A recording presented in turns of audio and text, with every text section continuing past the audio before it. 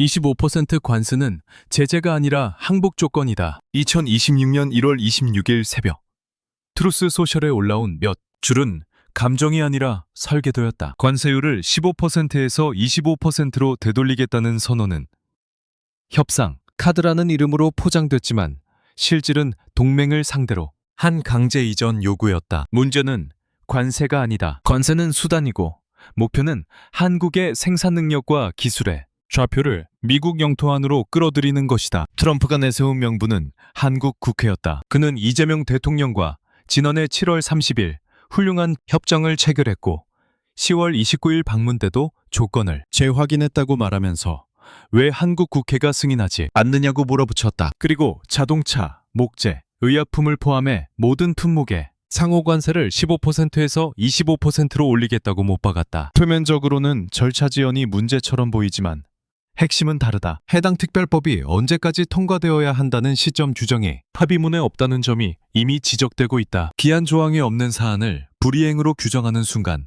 그것은 법 집행이 아니라 정치적 압박의 레토릭이 된다. 합의는 중요하다. 우리는 신속히 관세를 낮췄다. 파트너도 같이 해야 한다는 문장은 공정의 언어처럼 보이지만 그 다음 줄에서 한국 입법부를 지목하는 순간 동맹의 제도와 주권을 협상 테이블 위에 올려놓는 기술로 변한 같은 맥락에서 최근 통과된 정보통신망법 개정안과 온라인 플랫폼 규제 움직임을 미국이 자국 기술에 대한 차별로 비판해왔다는 대목은 우연이 아니다. 관세를 경제 문제로만 축소하면 본질을 놓친다. 디지털 규제에 대한 불만, 대미 투자 특별법 처리, 지연에 대한 압박, 그리고 관세 원상복구 선언은 한 묶음으로 작동한다. 한쪽 손으로는 한국의 제도적 결정과 규제 권한을 흔들고 다른 손으로는 제조업의 좌표를 옮기라고 한다. 이 구조가 노골적으로 드러나는 문장이 바로 미국에서 제품을 만들기로 결정하면 관세는 없을 것이라는 발언이다. 선택지를 준 것처럼 보이지만 실은 한국의 공장과 기술을 미국 땅으로 옮기지 않으면 25%를 맞아야 한다는 조건문이다. 조건문은 늘 자유를 가장하지만 관세율이 25%인 순간 그 자유는 형식에 불과해진다. 25%는 상징적인 숫자가 아니다. 이미 10%의 보편 관세만으로도 한국이 약 152억 달러, 원화로 20조 원에 달하는 직접 수출 손실을 볼 수 있다는 정밀 분석이 제시됐다. 이 수치는 불편함이 아니라 국가 수출 기반에 대한 구조적 충격을 의미한다. 여기에 25%는 2배 이상이다. 관세가 15% 수준으로만 유지돼도 현대자동차와 기아가 연간 약 5조 원의 수익 감소를 감내해야 한다는 심층 보고서가 있다. 15%가 이 정도라면 25%는 가격 경쟁력의 붕괴 지점을 정확히 넘긴다. 미국 소비자 시장에서 한국 차의 가격 경쟁력이 사라지는 순간 판매량 감소는 단순한 매출 변동이 아니라 유통망, 딜러 네트워크, 브랜드 포지션 전체에 연쇄로 번진다. 그런데 트럼프는 바로 그 연쇄를 기다린다. 가격 경쟁력 상실, 판매 감소, 현지 투자 압박, 강화 생산 이전 결정이라는 도식이 완성되는 순간 관세는 저절로 사라진다. 왜냐하면 목표가 달성되었기 때문이다. 이쯤 되면 트럼프의 변덕이라는 설명은 면죄부에 가깝다. 트럼프는 상호주의를 내세우며 무역 적자를 국가 안보 위협으로 규정했고 의회의 승인조차 필요 없는 강력한 법정 수단으로 국제비상경제권한법을 거론했다. 대통령 권한으로 국가 비상사태를 선포하고 동맹국까지 경제적 몽둥이로 관리할 수 있는 프레임이 작동한다면 이는 개인의 기분이 아니라 제도의 칼날이. 칼날은 감정처럼 흔들리지 않는다. 칼날은 목표가 있다. 그리고 그 목표가 세수가 아니라는 것은 그가 스스로 미국에서 만들면 관세 없다 라고 말한 순간 이미 드러났다. 세수를 원하면 관세를 걷어야 한다. 그런데 그는 관세 면제를 미끼로 내걸었다. 이 모순은 관세가 돈이 아니라 이전 요구의 채찍임을 자백하는 대목이다. 한국 정부가 정확한 배경 파악과 대응책 논의에 분주해졌다는 서술은 사실상 트럼프 전략의 효과를 반영한다. 캐나다에서 방산협력 논의 중이던 산업부 장관이 조속히 미국을 방문해 상무장관을 만나겠다고 한 대목은 단순한 외교 일정이 아니다. 관세가 발효되기 전 한국의 정책 결정과 기업의 투자 심리를 흔들어 미국으로 이동이라는 선택지를 현실로 만드는 압박의 시간표가 가동된다는 신호다. 발효 여부를 애매하게 남겨두는 것 역시 기술이다. 즉각 발효를 못 박으면 반발이 선명해지고 대항 조치 명분이 강해진다. 반대로 여지를 남기면 상대는 자기 손으로 스스로를 압박하기 시작한다. 시장과 기업은 불확실성이라는 단어 앞에서 과잉 대응을 한다. 그 과잉 대응을 유도하는 것이 관세 정치의 정밀한 운용이다. 결국 25%는 단일 정책이 아니다. 한국의 입법 절차를 압박하고 디지털 규제 권한을 흔들고 제조기술과 공장을 미국으로 옮기라고 강요하는 복합 패키지다. 그리고 이 패키지가 동맹에게 적용된다는 사실이 핵심이다. 동맹은 보호 대상이 아니라 관리 대상으로 재분류된다. 관리의 언어는 언제나 합의와 공정과 상호주의를 앞세우지만 실제로는 상대의 내부 결정, 구조를 외부에서 조정하려는 시도다. 한국 같은 수출 국가에게 25%는 사실상 수출 금지령에 가깝다는 평가가 나오는 이유도 여기에 있다. 수출 금지령은 전쟁 선포와 같다. 다만 총성이 없을 뿐이다. 그렇다면 여기서 진짜 문제는 관세를 올리느냐 마느냐가 아니다. 진짜 문제는 이런 방식이 앞으로 한 번으로 끝나지 않는다는 점이다.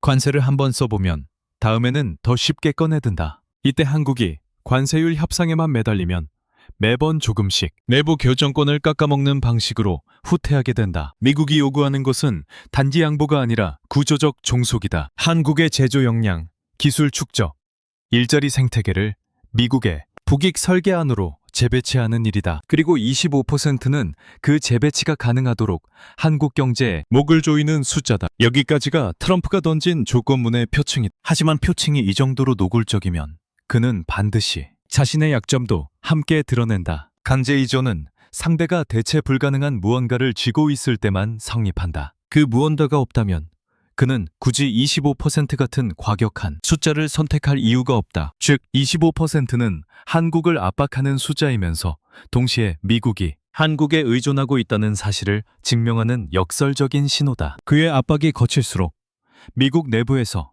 견디기 어려운 결핍이 무엇인지 윤곽이 더 선명해지고 그 결핍이 노출되는 순간부터 협상의 칼자루가 한쪽 손에만 남지 않는 상황이 열리기 시작한다. 25% 관세를 단순한 인상폭으로 해석하는 순간 사안의 핵심을 놓치게 된다. 이 숫자는 임의로 던져진 정치적 제스처가 아니다. 그것은 미국 시장에서 한국 제조업, 특히 자동차 산업을 부조적으로 밀어내기 위해 계산된 퇴출선이다. 이미 제시된 데이터가 이를 증명한다. 10%의 보편 관세만으로도 한국은 약 152억 달러, 원화 기준 약 20조 원의 직접적인 수출 손실을 입을 것으로 분석됐다. 이 수치는 관세가 부담의 영역을 넘어 기능 마비 단계로 진입하는 출발점이다. 그런데 트럼프가 선택한 것은 그 2배를 넘는 25%였다. 관세율이 15% 수준에서 유지될 경우에도 현대자동차와 기아는 연간 약 5조 원 규모의 수익 감소를 감내해야 한다는 심층 보고서가 이미 공개돼 있다. 이 5조 원은 단순한 회계상의 숫자가 아니다. 이는 연구개발 투자 투조, 차세대 플랫폼 전환 지연, 그리고 글로벌 가격 전략 전반의 균열로 이어지는 구조적 손실이다. 그럼에도 불구하고 15%는 아직 버틸 수 있는 고통의 범주에 속한다. 문제는 25%다. 여기서부터는 손익계산의 문제가 아니라 시장 잔존, 여부의 문제로 전환된다. 미국 자동차 시장은 가격 탄력성이 극단적으로 높은 구조를 갖고 있다. 한국 차가 확보해온 경쟁력의 핵심은 절대적 브랜드, 프리미엄이 아니라 품질 대비 가격이라는 정밀한 균형점에 있었다. 25% 관세는 바로 이 균형점을 정확히 파괴한다. 관세가 소비자 가격에 전가되는 순간 한국 차는 동해 세그먼트의 미국 브랜드 또는 현지 생산 차량과 비교해 굳이 선택할 이유가 없는 위치로 밀려난다. 이 단계에서 판매량 감소는 점진적으로 발생하지 않는다. 특정 임계점을 넘는 순간 딜러 주문 축소와 재고, 회전율 악화가 동시에 발생하며 급격한 하강 곡선을 그린다. 더 중요한 것은 이 과정이 단기간에 끝나지 않는다는 점이다. 판매량 감소는 곧바로 현지 유통망의 신뢰 하락으로 이어진다. 딜러 네트워크는 가장 먼저 수익성이 떨어지는 브랜드를 정리하려는 압력을 받는다. 브랜드가 유통망에서 밀려나기 시작하면 단순히 관세가 철회된다고 해서 즉시 복구되지 않는다. 시장에서 한번 잃은 자리와 신뢰는 관세율 변화보다 훨씬 느리게 회복된다. 25%는 이 회복 불가능 구간으로 한국 차를 밀어 넣기 위한 수치다. 이 지점에서 트럼프의 개선은 노골적으로 드러난다. 그는 한국 정부가 단기적인 수출 충격을 감내하기 어려울 것이라는 점을 알고 있다. 수출로 먹고 사는 국가 구조상 25%는 정치적으로도 방어하기 어려운 수치다. 조정 가능한 관세가 아니라 설명하기 어려운 관세이기 때문이다. 설명이 어려운 숫자는 내부에서 분열을 만든 산업계는 타협을 요구하고 일부에서는 현지 생산 확대나 공장 이전을 현실적인 대안으로 거론하기 시작한다. 이때 관세는 자동으로 협상 지렛대가 된다. 여기서 주목해야 할 것은 트럼프가 왜 20%도 30%도 아닌 25%를 선택했는가 하는 점이다. 20%는 여전히 협상 중간값으로 인식될 수 있다. 반면 30%는 즉각적인 국제적 반발과 보복 명분을 제공할 위험이 있다. 25%는 이 두 영역의 경계선에 위치한다. 충분히 파괴적이지만 여전히 상호주의라는 명분으로 포장 가능한 최대치다. 이 수치는 단순히 경제적 충격을 넘어 정책 결정자에게 심리적 압박을 가하기에 최적화돼 있다. 또 하나 간과해서는 안 될 점은 이 관세가 자동차에만 국한되지 않는다는 사실이다. 트럼프는 자동차를 전면에 내세웠지만 목재와 의약품을 포함한 모든 품목을 언급했다. 이는 특정 산업을 협상 카드로 삼으면서도 동시에 한국 전체 수출 구조를 불안정 상태로 몰아넣겠다는 신호다. 자동차는 상징이고 실제 효과는 산업 전반에 걸친 투자 심리 위축이다. 기업은 단일 산업의 관세보다 모든 품목이라는 단어에 더 민감하게 반응한다. 왜냐하면 그 순간 리스크는 계산 가능한 숫자가 아니라 구조적 불확실성으로 변하기 때문이다. 이런 맥락에서 25% 관세는 단순한 압박 수단이 아니라 한국 기업의 의사결정 환경 자체를 왜곡시키기 위한 장치다. 관세율이 실제로 발효되느냐보다 중요한 것은 가능성이 장기간 유지되는 상태다. 발효 여부를 애매하게 남겨둔 채 언제든 다시 25%를 꺼내들 수 있다는 메시지를 던지는 순간 한국 기업들은 투자와 생산 전략을 미국의 정치 일정에 맞춰 조정할 수밖에 없게 된다. 이는 사실상의 정책 종속이다. 트럼프의 전략은 여기서 한 단계 더 나아간다. 25% 관세는 지금 당장 옮기지 않으면 버티기 어렵다는 신호를 주기에 충분하지만 동시에 옮기면 살 수 있다는 탈출구를 명확히 제시한다. 미국에서 만들면 관세는 없다는 문장은 바로 이 탈출구의 표지판이다. 이 구조에서 관세는 협상의 대상이 아니라 이전을 유도하기 위한 환경 설정이다. 이전이 이루어지는 순간 관세는 자연스럽게 철회될 수 있다. 즉, 관세는 목표가 아니라 과정이다. 이렇게 보면 25%는 과도한 숫자가 아니라 오히려 절묘하게 조율된 숫자다. 한국 경제에 치명적이지만 미국이 합리적 대응이라고 주장할 수 있는 외피를 유지하는 한계선이다. 이 숫자가 던져진 순간부터 한국은 단기 손실과 장기 구조 훼손 사이에서 선택을 강요받는 위치에 놓인다. 그러나 이 강요가 완벽하게 작동하려면 전제가 하나 필요하다. 미국이 이 압박을 끝까지 밀어붙일 수 있어야 한다는 점이다. 문제는 바로 이 지점에서 25%라는 숫자가 미국 자신에게도 부담으로 돌아올 수 있는 조건이 서서히 형성되고 있다는 사실이다. 트럼프가 관세 인상의 명분으로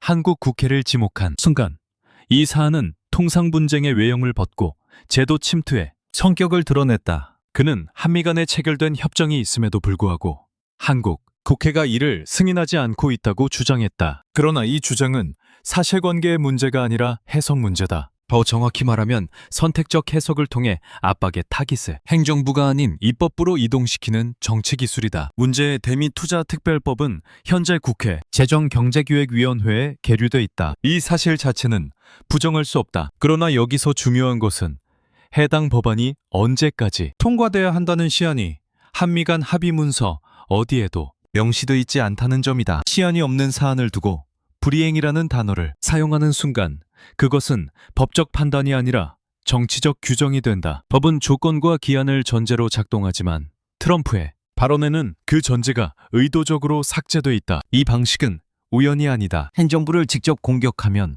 외교 채널에서 반박과 조율이 발생한다. 반면 입법부를 문제 삼으면 상황은 복잡해진다. 국회의 절차, 여야의 이해관계, 상임위 논의 과정은 외부에서 통제하기 어려운 영역이다. 바로 이 지점이 압박의 효과를 극대화한다. 한국 정부가 약속을 지키지 않는다는 프레임은 실제로는 한국 내부 결정 구조가 느리다는 메시지로 변환되고 이는 관세라는 외부 충격과 결합해 내부 분열을 유도한다.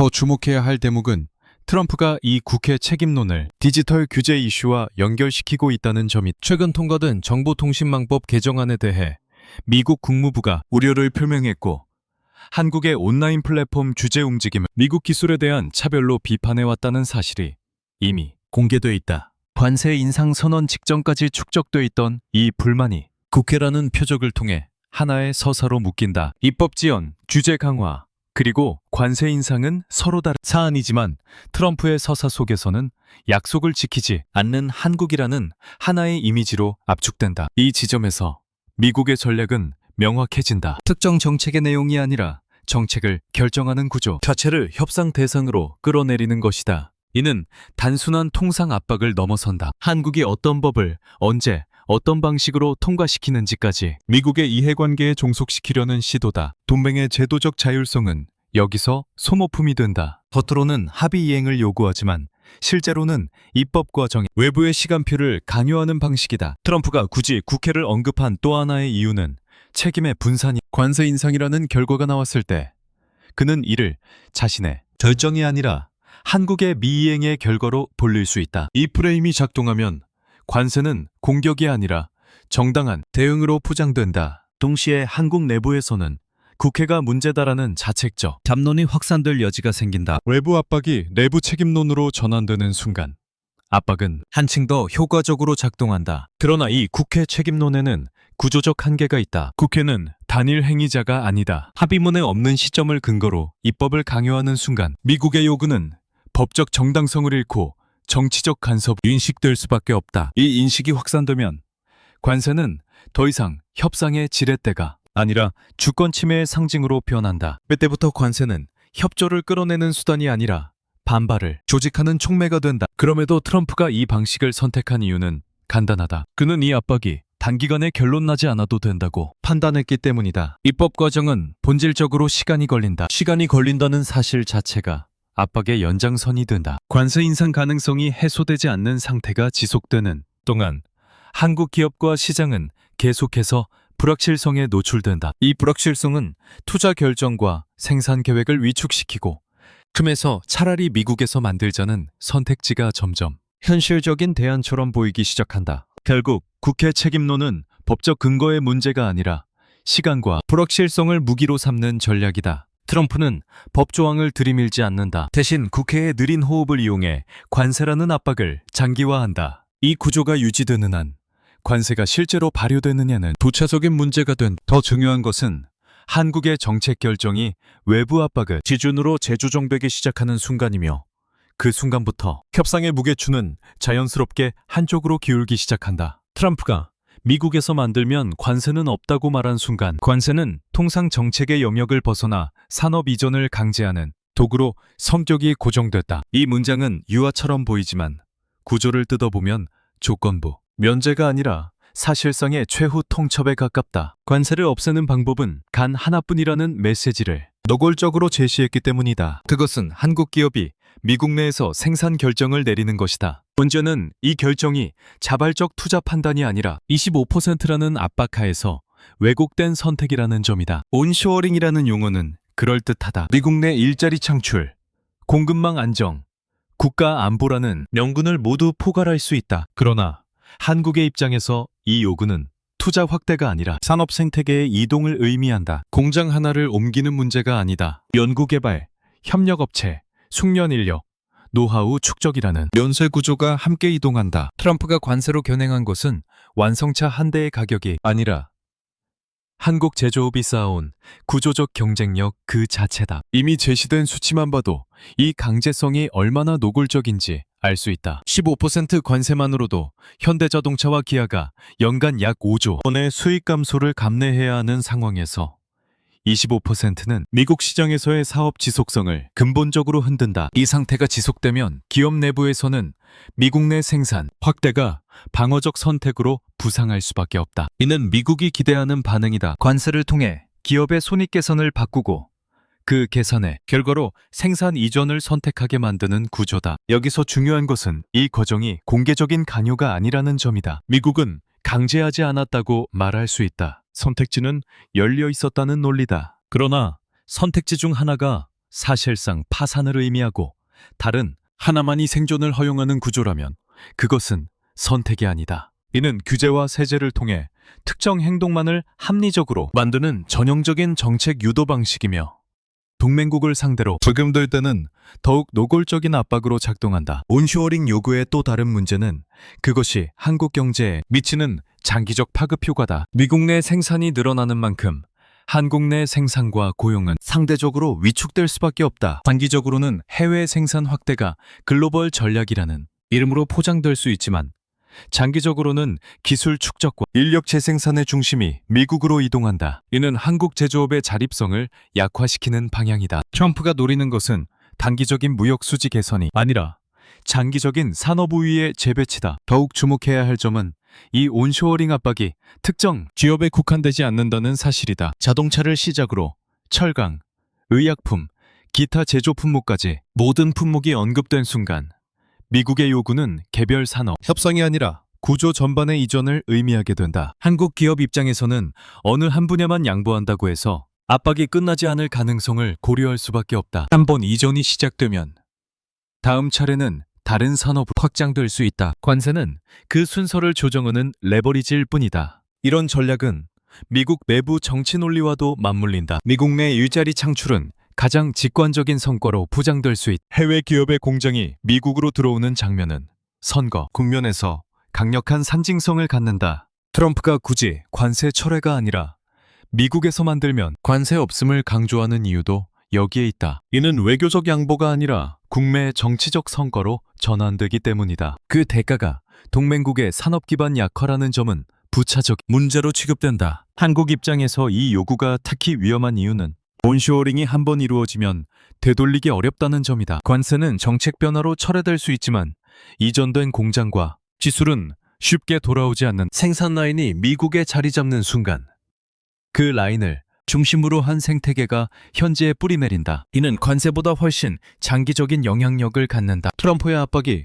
단기적 이벤트가 아니라는 이유가 여기에 있다. 결국 온쇼어링 요구는 한국 기업의 선택을 빌미로 한국 경제의 구조를 재편하려는 시도. 관세는 그 출발점일 뿐이며 목표는 생산과 기술의 중심을 이동시키는 것이다. 이 전략이 완전히 작동하려면 한 가지 전제가 필요하다. 미국이 이 압박을 끝까지 유지할 수 있어야 하고 한국이 대체 불가능한 반격 수단을 갖고 있지 않아야 한다는 점이다. 그러나 현실은 이 전제가 얼마나 취약한지를 점점 드러내고 있으며 바로 그 취약성이 이 온쇼어링 압박을 단순한 요구로 끝나지 않게 만드는 변수로 작용하기 시작한다. 트럼프의 관세 압박이 온쇼어링이라는 형태로 노골화되는 순간 동시에 드러난 것은 미국 산업 구조의 치명적인 취약점이다. 그것은 자동차도 철강도 아닌 인공지능 산업의 심장부에 위치한 고대역폭 메모리 HBM이다. 이 지점에서 관세와 기술은 전혀 다른 차원의 무기로 전환된다. 관세는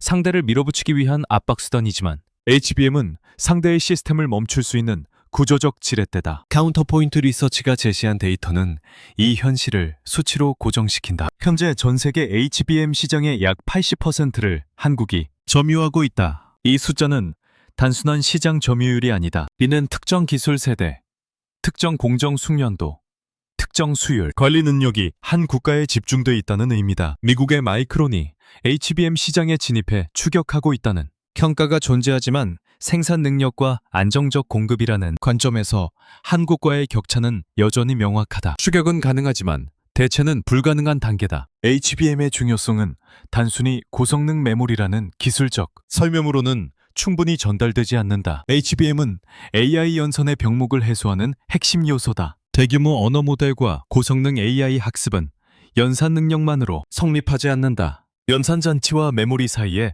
데이터 이동 속도가 일정 임계치를 넘지 못하면 아무리 많은 GPU를 쌓아 성능은 선형적으로 증가하지 않는다. 이 병목을 해결하는 것이 바로 HBM이며 이 기술을 안정적으로 대량 공급할 수 있는 국가는 현재 한국뿐이다. 이 구조는 미국 AI 산업의 현실을 적나라하게 보여준다. 엔비디아를 비롯한 미국 빅테크 기업들이 설계와 소프트웨어에서 압도적인 위치를 차지하고 있음에 불구하고 그들이 실제로 공장을 돌릴 수 있는지는 한국의 HBM 공급에 달려 있다. AI 혁명이 미국에서 시작된 것처럼 보이지만 혁명을 지속시키는 물리적 기반은 한국의 메모리 기술, 위에 놓여 있다. 이 의존 구조는 단기간에 해소될 수 있는 성격이 아니다. 여기서 중요한 점은 HBM이 단순히 하나의 부품이 아니라는 사실이다. 이는 AI 서버 전체의 설계와 직결된다. HBM의 사양, 용량, 발열 특성, 패키징 방식은 서버, 아키텍처 전반을 규정한다. 즉, 공급처를 바꾼다는 것은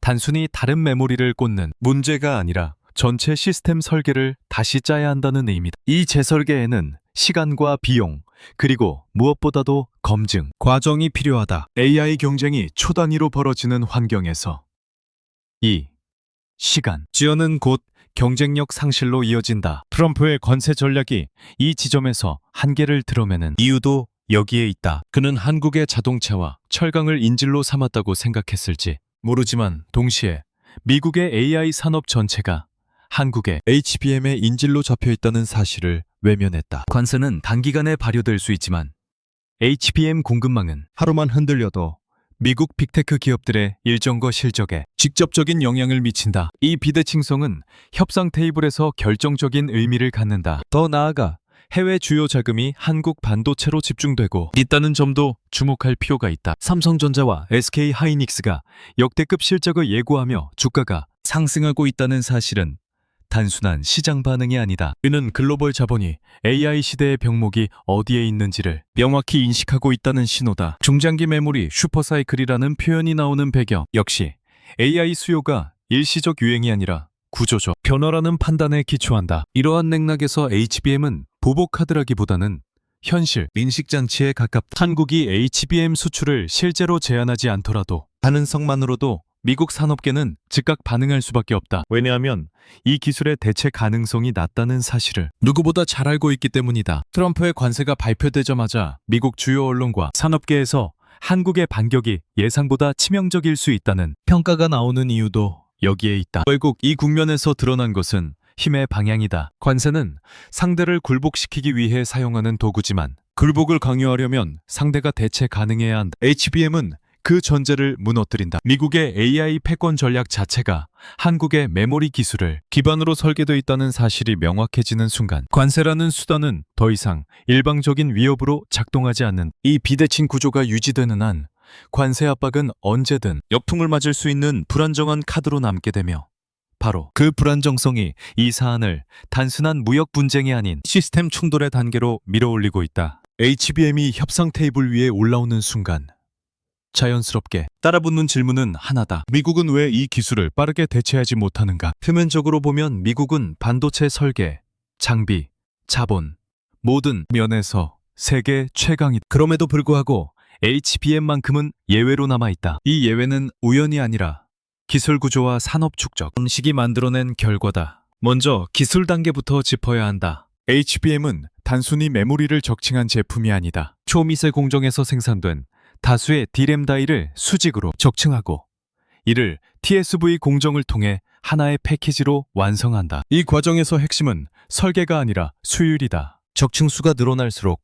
결함 확률은 기하급수적으로 증가한, 즉 설계 도면이 있다고 해서 곧바로 양산이 가능한 구조가 아니다. 장기간 축적된 공정 노하우와 불량 관리 능력이 없으면 생산량은 늘지 않고 비용만 폭증한다. 미국 기업들이 이 지점에서 막히는 이유는 명확하다. 미국은 오랫동안 시스템 반도체와 설계 중심 구조를 선택해왔고 메모리 양산에서 요구되는 극단적인 공정, 안정화 경험을 상대적으로 축적하지 못했다. 마이크론이 HBM 시장에 진입해 있다는 사실은 부정할 수 없지만 그것은 참여이지 지배가 아니다. 안정적인 대량 공급과 고객 요구에 맞춘 세대별 로드맵을 동시에 만족시키는 단계에는 아직 도달하지 못했다는 평가가 지배적이다. 여기에 생산 인프라의 문제도 겹친다. HBM은 개별 공정 하나만으로 완성되지 않는다. 웨이퍼 제조, 적층, 패키징, 테스트까지 이어지는 전 공정이 긴밀하게 맞물려야 한다. 특히 고급 패키징 단계에서의 숙련도는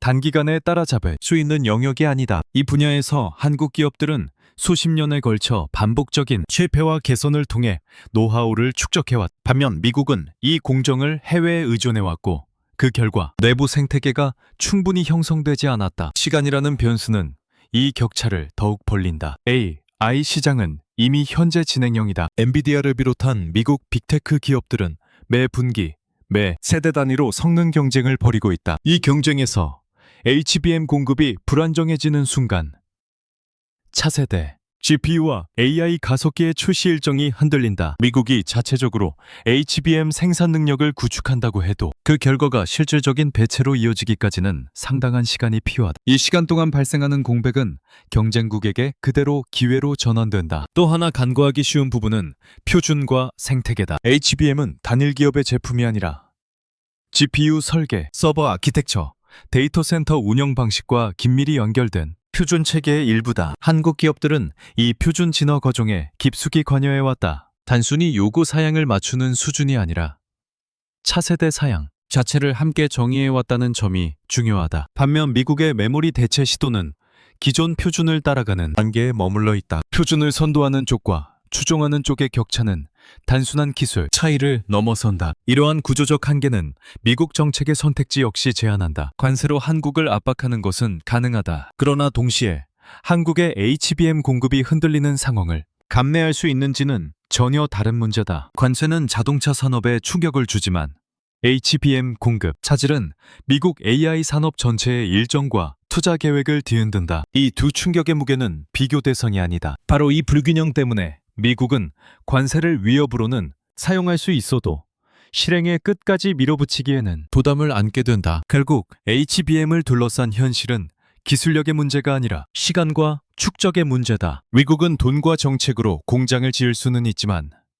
공정, 안정화와 수율 관리, 세대 전환 경험까지 단기간에 사들일 수는 없다. 이 간극이 존재하는 한 한국의 HBM은 대체제가 아니라 필수제로 남는다. 그리고 필수제를 쥔 쪽은 협상에서 단순한 방어자가 아니라 상대의 행동 범위를 규정할 수 있는 위치에 서게 된 이 위치가 구체적인 정치적 압박으로 전환되는 순간 관세라는 카드가 더 이상 일방적인 위협으로만 기능할 수 없는 상황이 형성되기 시작한다. 트럼프가 한국과 함께 해결책을 마련할 것이라고 말한 장면은 외교적 수사로 포장됐지만 실제로는 압박 전략에 한계가 노출된 신호였다. 불과 하루 전까지 25% 관세를 기정사실처럼 밀어붙이던 입장이 질문 하나에 즉각 완화된 표현으로 바뀌었다는 사실 자체가 중요하다. 관세 인상 여부를 묻는 질문에 우리는 해결책을 마련할 것이라고 답했다는 점은 관세가 이미 확정된 정책 수단이 아니라 여전히 조정 가능한 카드라는 점을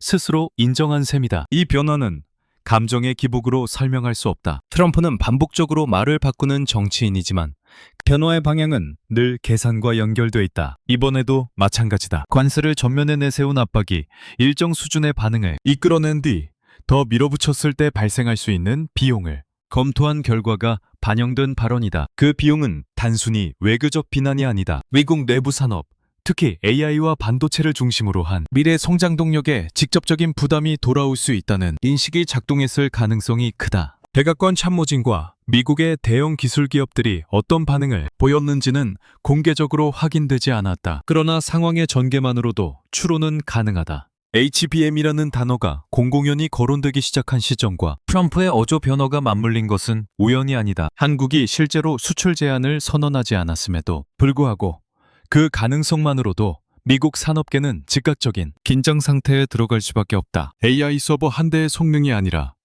전체 데이터 센터 의정이 흔들릴 수 있다는 불안은 관세로 얻을 수 있는 정치적 이익과 비교하기 어렵다. 트럼프의 입장 변화는 또 다른 측면을 드러낸 그는 한국을 손쉬운 압박 대상으로 설정했을 가능성이 크다. 수출 의존도가 높고 동맹이라는 이유로 공개적 충돌을 피하려 할 것이라는 계산이다. 그러나 그 계산은 완전하지 않았다. 한국이 자동차와 철강만을 가진 국가였다면 이 전략은 효과적이었을 수 있다. 하지만 AI 시대의 핵심 병목을 쥐고 있다는 사실 드러나는 순간 압박의 비대칭성은 역전된다. 미국 주요 언론들이 한국의 반격 가능성을 예상보다 훨씬 조직적이고 치명적일 수 있다고 평가하기 시작한 것도 맥락에서 이해할 수 있다. 언론 보도는 단순한 여론 형성이 아니라 정책, 결정자에게 전달되는 간접적 신호다. 관세를 끝까지 밀어붙였을 때 감당해야 할 후폭풍이 공론화되면 백악관 내부에서도 계산은 달라질 수밖에 없다. 트럼프가 관세 인상을 재확인하지 않고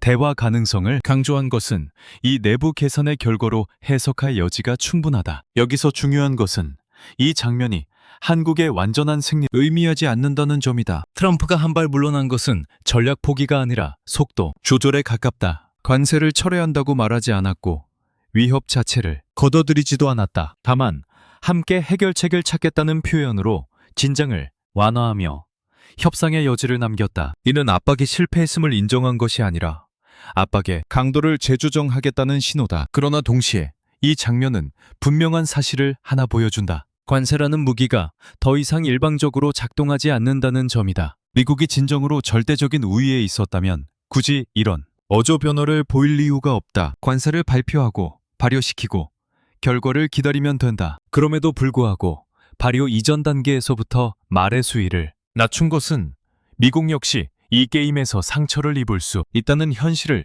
인식했음을 시사한다. 이 지점에서 협상의 성격도 변한다. 초기에는 미국이 조건을 제시하고 한국이 대응하는 구도였다면 이제는 양쪽 모두가 상대의 반응을 계산해야 하는 상태로 이동한다. 칼자루가 완전히 한쪽 손에 있지 않다는 사실이 드러난 순간 협상은 제로섬 압박에서 상호 억제의 영역으로 이동한다. 이는 단기적으로는 긴장을 낮출 수 있지만 장기적으로는 더 복잡한 힘의 균형을 요구한다. 트럼프의 발언 변화는 이 사안이 단발성 이벤트가 아니라는 점을 다시 한번 확인시킨다. 관세를 던지고 반응을 보고 한 발 물러나고 다시 압박하는 방식은 반복될 가능성이 높다. 중요한 것은 그 반복 과정에서 어떤 쪽이 더 많은 비용을 감내하게 되는 거다. 미국이 관세를 통해 얻고자 한 것이 단기적 양보라면 이 정도의 흔들림은 감수할 수 있을 것이다. 그러나 목표가 한국의 산업 구조를 장기적으로 재편하는 것이라면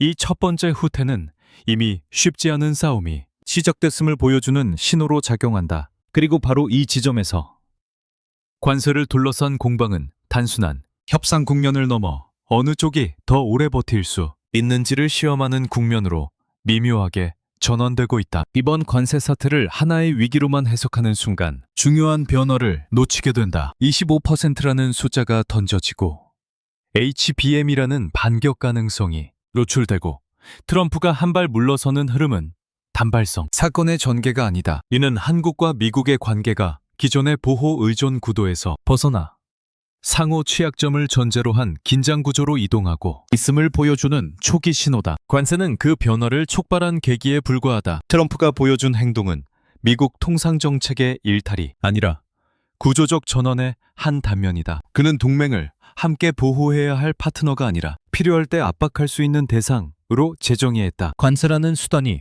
그 재정의의 도구로 사용됐을 뿐이다. 이 인식이 바뀌지 않는 한 관세는 언제든 다시 꺼내질 수 있다. 오늘은 자동차와 목재, 내일은 다른 품목이 될 수 있고 명분 역시 국회, 규제, 안보 등으로 계속 변주될 수 있다. 이 점에서 중요한 것은 한국이 이번 국면에서 무엇을 확인했느냐다. 첫째, 미국의 압박은 예외적인 사건이 아니라 반복 가능한 패턴이라는 사실이다. 둘째, 그 압박이 항상 통할 것이라는 전제는 더 이상 유효하지 않다는 점이다. HBM을 중심으로 한 반도체 경쟁력은 한국이 일방적으로 방어하는 위치에 머물지 않게 만든다. 이는 한국이 처음으로 상대의 미래 산업 전체에 영향을 줄 수 있는 위치에 올라섰다는 의미다. 그러나 이 위치는 자동으로 유지되지 않는다. HBM이 지금은 대체 불가능한 병목이지만 그 상태가 영구적이라고 가정하는 순간 전략은 느슨해진다. 미국은 이미 대체를 시도하고 있고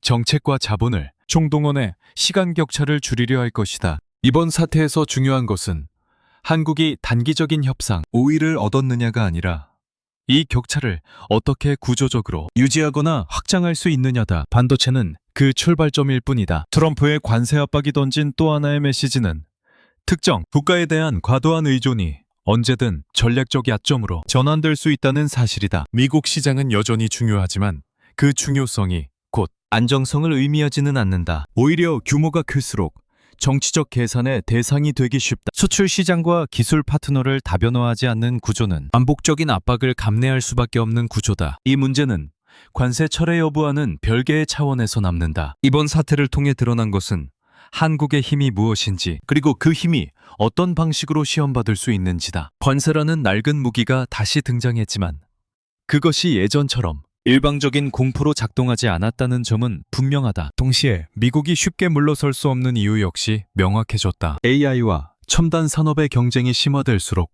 한국의 기술적 위치는 더 많은 주목과 압박을 동시에 받게 된다. 따라서 이 국면은 승리나 패배로 정리될 수 없다. 오히려 새로운 균형 상태로의 진입에 가깝다. 압박은 사라지지 않지만 압박의 비용 역시 상호적으로 계산되는 단계다. 트럼프가 던진 관세 폭탄은 한국 경제의 심장을 겨냥했지만 그 반작용으로 미국 역시 자신의 취약한 연결고리를 드러냈다. 이 노출은 되돌릴 수 없다. 문제는 이제 다음 질문으로 이동한다. 한국이 이 균형 상태를 일시적인 우연으로 흘려보낼 것인지 아니면 장기적인 전략으로 고정할 것인지다. 반도체 이후의 영역, 배터리와 바이오, 방산과 같은 다른 전략 산업에서도 같은 비대칭을 만들어낼 수 있는지, 그리고 그것이 미국의 압박 주기를 얼마나 바꿔놓을 수 있는지가 관건으로 떠오른다. 관세는 언제든 다시 등장할 수 있다. 하지만 그 관세가 다시 던져졌을 때 이번과 같은 흔들림이 반복될지 아니면 전혀 다른 계산을 강요받게 될지는 아직 결정되지 않았다.